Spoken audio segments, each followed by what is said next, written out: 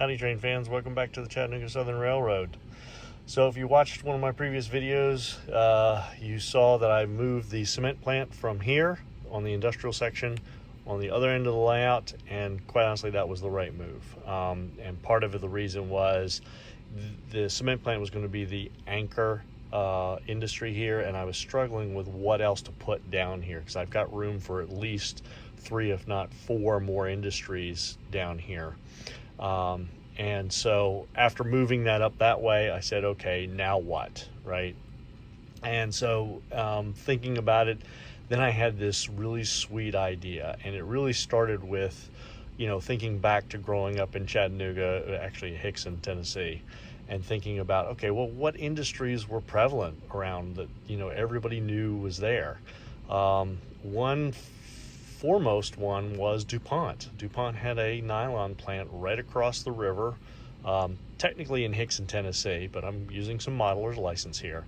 And so I said, you know what? And then as I was surfing eBay, as we all do, I came across that tank. And this is a guy who makes them out of old soup cans, paints them white, puts a label on them. You'll see he put a nice little ladder on the side. Now, it's not,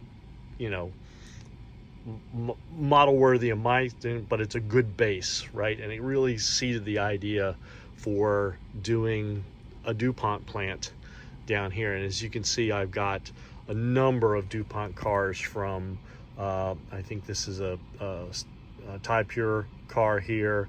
I've got Freon, I've got ammonium hydroxide back there, I've got Alathon cars here, I've got a couple other tank cars for bringing in fuel oil and things like that. And I said, you know what, that worked really well. When I set all my cars out, as you can see here, it really kind of worked. So granted, the Chattanooga plant was nothing but nylon. I'm going to use a little modeler license and pretend that it makes a little bit of everything and uses a little bit of its own products in the process. So I'm going to plan on putting a number of other tanks in here for storage with some pipe racking and things like that. I do still plan on using the mill building, but I'll heavily kit bash it, modify it to meet the need here. So that was check the box number 1. So really happy about that. Got that. The second industry that Chattanooga is known for is the Coca-Cola bottling company, right? So there's a bottling plant right there in Chattanooga, again, right across the river, just north of Chattanooga. And so I said, you know what?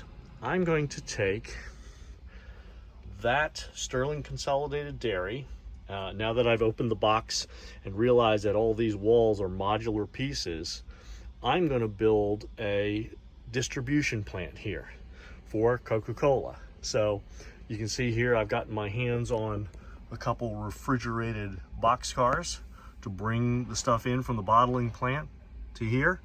I've got a couple of Athearn distribution trucks, so you're probably used to seeing some of these rolling down the roads to the grocery stores and the bigger retailers. I've got a box truck here, which I really like for some of those small town deliveries, right, or events.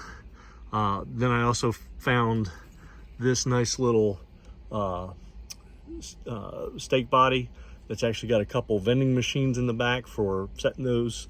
They would deliver these things and set them out at like grocery stores and other public places to distribute the Coca-Cola. In addition to that, I got my hands on this. Some of you may have seen this one on eBay. It actually said Bricktown on it. I was able to scrape that paint off with my thumbnail. It was pretty bad, cheesy, which I didn't need it anyway. But the cool thing about this is it has a nice little clock on it. So this is a water tower, right? And it also has an operating beacon, as you can see there. And so my plan is to put that on top of that building there, and that makes this my Coca-Cola distribution warehouse. And you can see I've got my siding in. I put that in and got that installed for the reefers to come in and do their deliveries and pickups as needed. So real happy about that. The other thing that Chattanooga is known for, and this goes back a little bit further in time, is Brock Candy Company. And I don't mean B-R-A-C-H. I'm more talking about B-R-O-C-K, which is a big family name in Chattanooga. And so in my research, I came across this picture. And as you can see, this is the actual original building, a manufacturing building for the candy company. And you can see it's right in front of all the railroad tracks. So and of course we got trucking, right? So I was like, wow, this is perfect. So I'm going to try to scratch build something that looks like that here, and that should work well. The other thing in my research I noticed too was in 1994, Brock's Candy Company bought Brock Candy Company. And so I'm going to use a little modeler's license, since I can't find Brock cars, that I'm going to start using Brock's cars to come in and bring materials in and ingredients in for them to make that manufacture that candy and whatnot. And that's going to be my third industry down here. And in addition to that, while I was doing some even more research, I came across this photo, which is another location for the Brock Candy Company when they relocated that plant, right? But the cool thing about this, I don't know if you see this, but this switcher was an L&N switcher. And so with this whole section being part of the old abandoned L&N that the Southern bought back, or the Chattanooga Southern bought back, I thought it kind of tied everything in perfectly here. So I'm really excited about that. Another update item for you as I pan across the layout here is I have decided to put this double track bridge here. I had built this clear back in college for my other layout. I took it off. I didn't have a place to use it on this layout, and it was really bumming me out. And you can see it's got some repairs I need to make to it, but man, it fit. This is another one of those aha moments. This fits so perfectly here, and it really gives some vertical interest to this whole yard section. And it just fit from where the abutments are, where the track layout. I don't know what rail line I'm going to make this yet. That's to be determined, but you can see, I think that just looks perfect for here.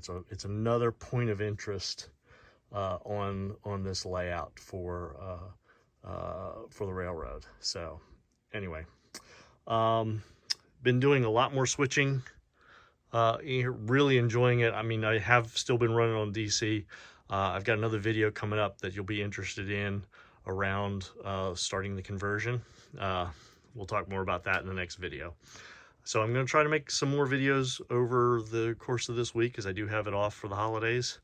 And I will leave you on this beautiful pair of SD35s, one in the old Central of Georgia name and in the Southern name. Both of these are Atlas models, and they run really, really well together. One does have a decoder in it, the other one does not. So that's a project for another day. Well, I hope you had a great Christmas. Hope you got everything that you wanted in your stocking for your layout. And we'll see y'all down the tracks. Bye.